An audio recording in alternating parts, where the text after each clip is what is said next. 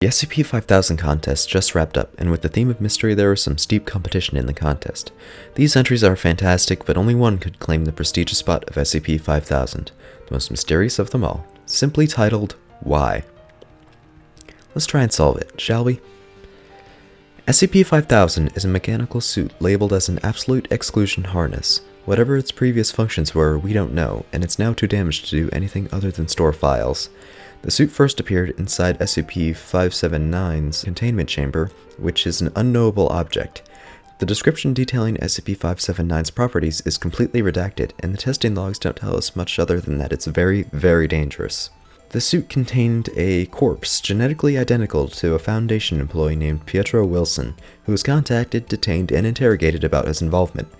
Memory probing showed that he didn't know anything about why his corpse suddenly appeared in an extremely secure location. The real meat of this SCP comes from the logs found inside the Absolute Exclusion Harness. They are written by Pietro himself, and include reference after reference to existing SCPs. To a longtime fan, this log is pure fan service, so consider this your spoiler warning. The log opens with a panicked admission from Pietro, speaking in vague terms that everyone is dead and that they were thorough. The suit is the only thing that saved him. The second log is from after he's collected himself. He's currently on his way to a Foundation safe house. On foot. He recounts the events of 6 hours ago. A task force identified as Zeta-19 gathered all of the Foundation employees in Pietro's workspace and just opened fire. Pietro was barely able to get into the harness on time. We learn the harness has a perception filter on it that doesn't exactly render the wearer invisible, but anyone looking at them will be able to recognize that they're there. Effectively invisible. He was in the harness long enough to watch the soldiers check the life signs of everyone they gunned down. Once they were done, they left. In Pietro's words, they were just there to kill us. In the third log, Pietro has made it to the safe house. He hears some distant explosions and hypothesizes that the Foundation has sent a task force to deal with the infiltrators. He's relieved to find water at the house. The harness may sustain the wearer, but their body still thinks it should be drinking. After he's done drinking, he's able to get the communications online. He promptly regrets it. He finds out the organization sent this message to every relevant organization on the planet. For those who are not currently aware of our existence, we represent the organization known as the SCP Foundation.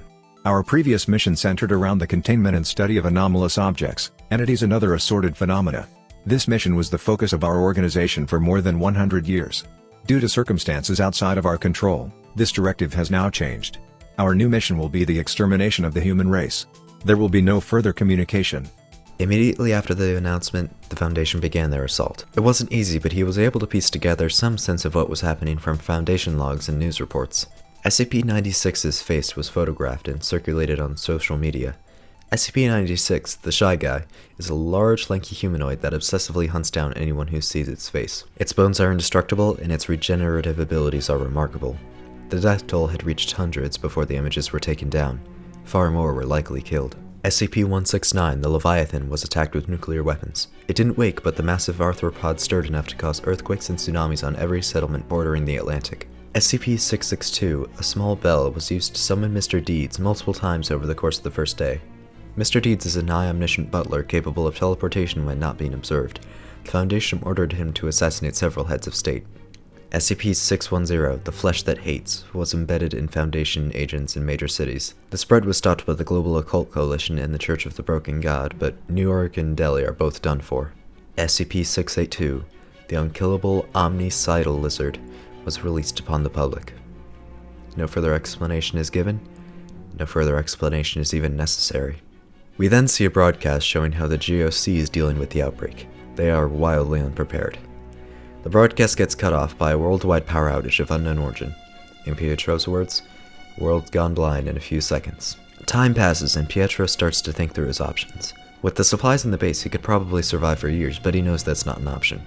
He laments on his childhood love of detective stories. He had a row of plant pots that kept getting knocked over and wanted to find out who done it. He bought a cheap spy camera and recorded the pots overnight. It was a stray cat that ended up getting beat to death by his father. Curiosity killed the cat, just not the cat's curiosity. Everyone would have been better off if he had just minded his own business. That could be the case here, but he can't just sit still. He'd rather be doing something than nothing. With the exclusion harness, nobody will see him anyway. He's a tourist at the end of the world. His next destination? Site-19, the closest real Foundation installation.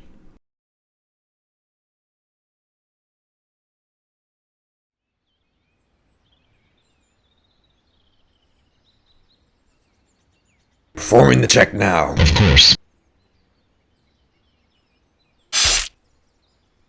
Get that wound treated. We've got a live one.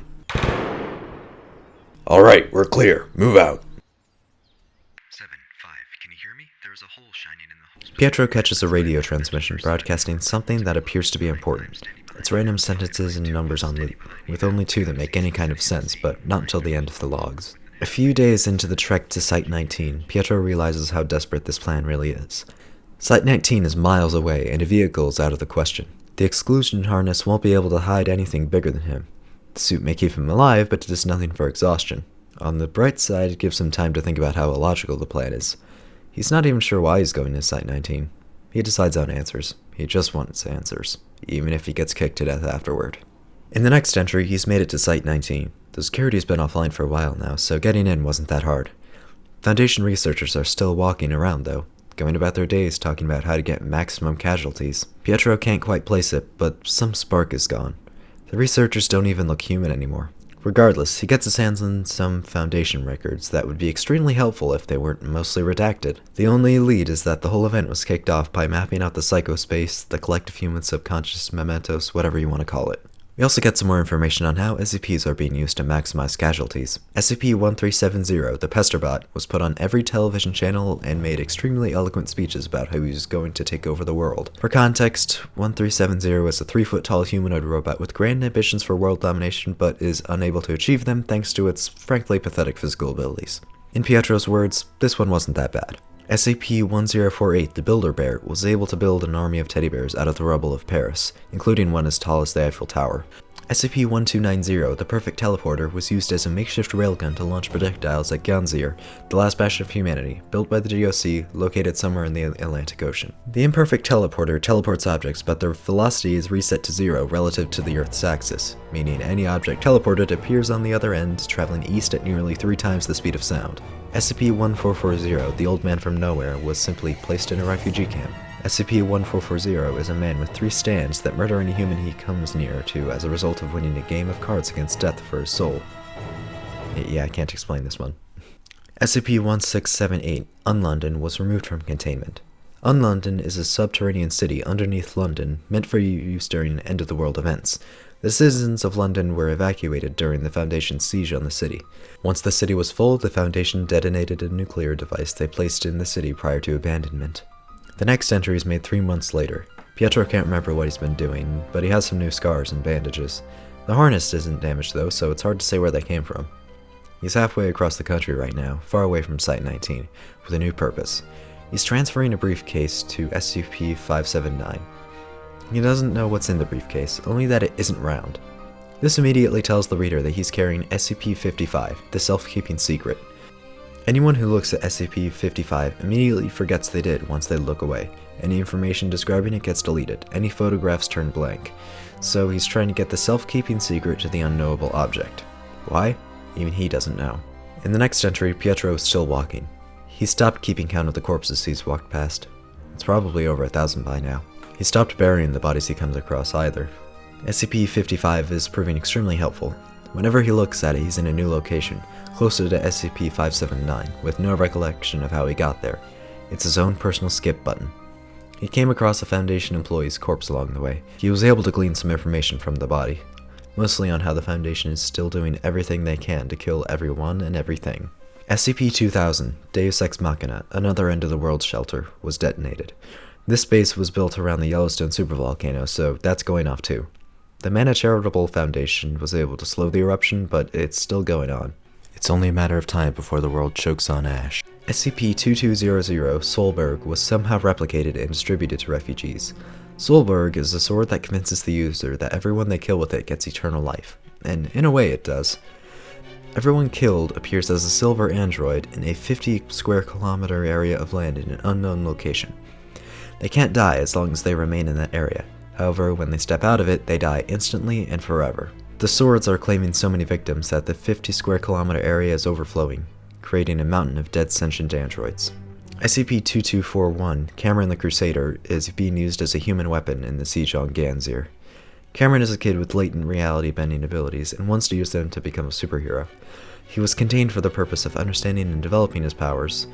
We don't know how the Foundation was able to get him to attack innocents, but it can't be good. SCP-2466, Slay Dragon Save City, was used to control the residents of an unknown town in California. SCP-2466 is a text-based Android game where the user battles Mega Charizard X. However, the residents of the town in Cali try to use whatever move Mega Charizard X uses using whatever they have on hand. For example, if Mega Charizard X uses Flare Blitz, the residents try to set themselves on fire and slam into the nearest living being. After the 4020th use, the app crashed, presumably because there were no residents left. SCP-2639, the Scrubs, were able to kill entire refugee camps. The Scrubs are 3 teens who were trapped in a game of Quake sometime in the 90s. When they load up a map, they spawn in the real world wherever they want. After accidentally killing hundreds thinking they were enemies, they were overwhelmed with guilt and went silent for a month.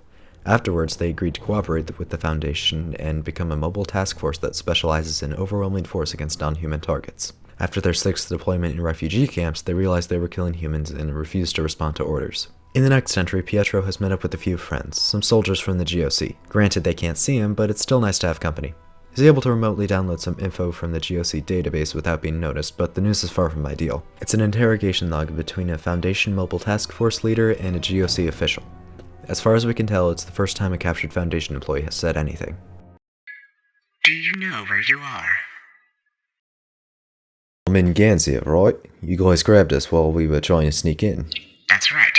Do you know why you're here? You're going to interrogate me, I assume. Doctor? Confirmed. Subject has nothing implanted inside him, no mental agents or cognitive hazards either. You are safe to begin. Okay. None of your colleagues we've spoken to have talked. Not a one, not a word. Why are you talking to me now? We've met before. Do you remember? I'm sorry? In that joint operation in Tenerife a few years back.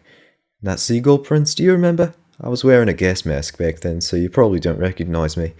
But I recognized you and it gave me a chuckle. That's why I'm talking. That's the only reason? Yeah.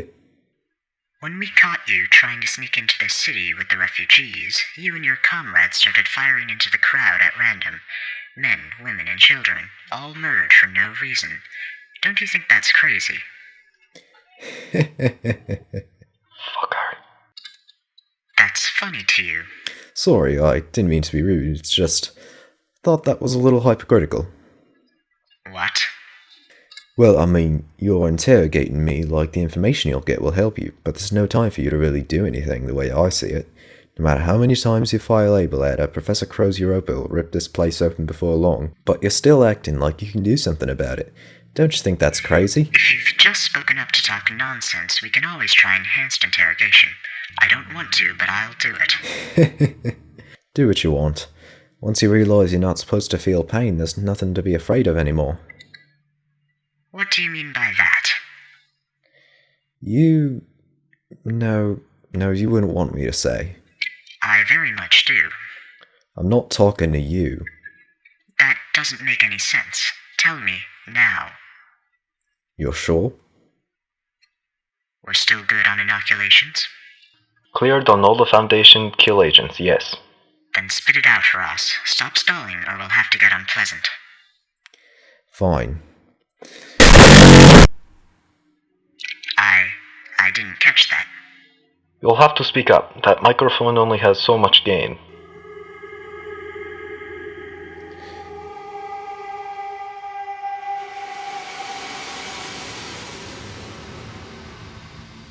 Look what you've done to yourselves. I told you wouldn't like it, didn't you? That's why you hear your voice. But you wanted to know so badly. I really liked you guys, so I was trying to be nice. We're so kind to you, you know? We fight in the light so you can die in the dark. Disgusting. The Global Occult Coalition has fallen, making a major impact on Pietro's morale.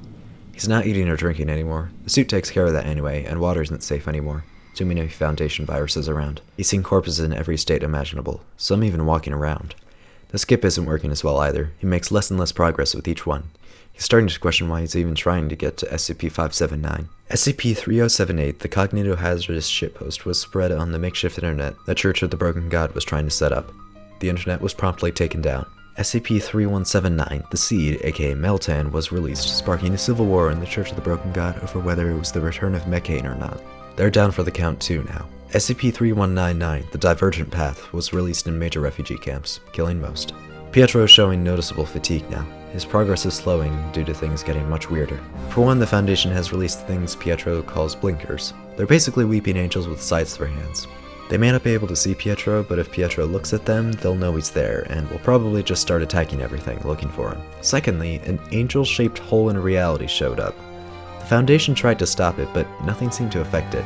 It might be the Gatekeeper, a possible SCP-001, but I'm not sure. Neither is Pietro. His morale is at an all-time low now. He doesn't even mention how he got the following information. SCP-4290, the Child, a massive creature of eldritch implications said to digest and devour the world, is revived using a refined version of a zombie plague. SCP-4666, literally Santa, wreaks havoc on the world with an overflow of gifts after temporal anomalies make it technically Christmas everywhere. Presumably. Pietro doesn't elaborate. After all, no one's going to read this anyway. The next entry is an audio log between Pietro and a girl wearing a ruby amulet. But not just any ruby amulet. SCP-963, the Immortality Amulet. The soul of Dr. Jack Bright is bound to that thing and causes him to possess whoever wears the amulet. Who are you? I recognized you. The necklace, I mean. Ah, shit. They sent you to kill me? You're gonna be here a while. No, I got away too. Did you get away too? Jesus, you look like shit, pal. When was the last time you slept? The suit. You don't need to sleep with it on. You do need sleep. Your face, it's seriously a disaster, man. You'd hate to see it. Can I come in? But, of course, there's enough broken glass for everyone. I was joking, you know. You could have grabbed a chair. It's fine, the suit's sturdy. Suit yourself. That's a fancy piece of kit you got there. Want to trade? No way, I've read the file. Worth a shot. Been a while since you laughed, huh? Not been much to laugh at. Not even when Pesterbot showed up all over the TVs? Okay, that was kind of funny. So you got away too. I mean, I'm assuming you were a Foundation guide, not one of the many people I've pissed off in my lifetime here for revenge. Aren't those the same thing? Now you're getting it. Yeah, I'm Foundation. Was Foundation, I mean. Got lucky when this all started, got into the suit and escaped. You? Well, I was senior staff. We would have been told about the plan before anyone else. But damn if I can't remember what it was. Probably because of the second file. The second file? You saw it? What was it? Whoa, cool your jets, kid. We've got all the time in the world. They were just a bunch of images. Eggs, trees, religious stuff. Didn't mean anything to me by themselves, but I guess they had something encoded in them. Didn't take like they should have.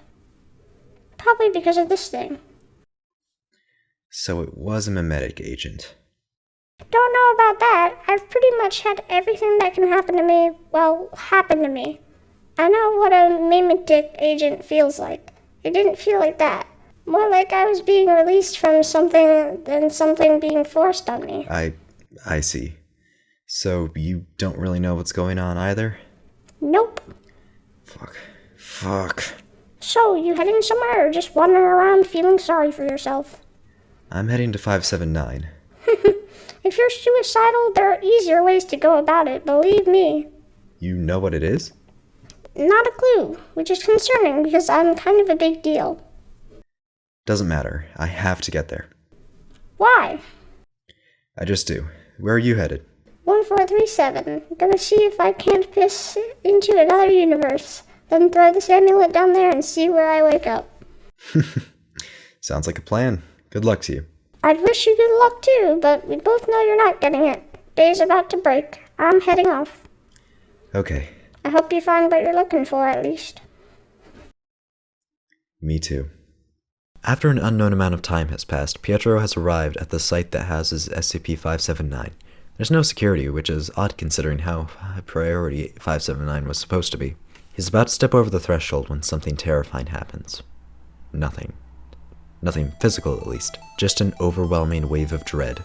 In Pietro's words, like I was standing on the edge of a roof, and someone's hands were at my back, ready to push me. Some fight or flight shit, dialed up as far as it would go. He doesn't know what 579 is, but it's looking at him. When he steps into the building, he finds out why. The blinkers are here. They can't see him, but he knows he's there, and have started slashing everything in sight. They're headed towards 579. Pietro is injured, but he needs to get there first. Made it! I made it! That's not fair. But I made it! That's not fair! They're stuck behind the door. I can hear them slashing at it, but it's reinforced. We'll hold for a little while. A couple of minutes at least. I'm in an observation chamber, full of instruments for monitoring SCP-579. The actual containment chamber is right below me. I can just barely see it if I strain my eyes a little. There's a hole. There's a hole in the floor that leads right down there. I know where 579 is. Even if the instruments weren't here, I could feel it. You can't be near it without feeling it, probably. For a second, I thought I could just drop the briefcase in the hole and be done with it, but that would be too easy, wouldn't it? After walking halfway across the world, I guess I haven't earned the right for something to be easy. From the angle of the hole and where 579 is, the briefcase wouldn't even come close to touching it. The only way it's making contact is if I were to jump in the hole and throw it on my way down. But that height, throwing that briefcase would be the last thing I'd do. Of course. Of fucking course. It's taken me my whole life to realize, but I'm not the kind of person that can be a detective. I'm just the murder victim.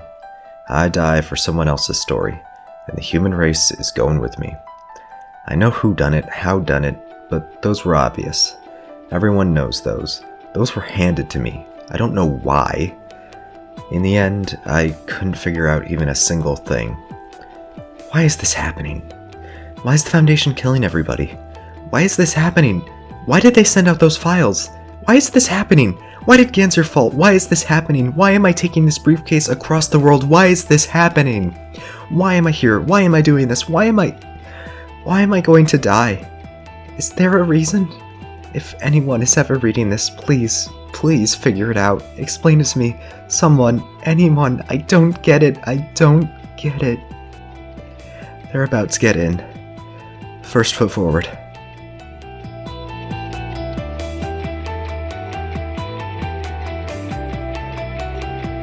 Oh. So that's how it is. Life signs lost.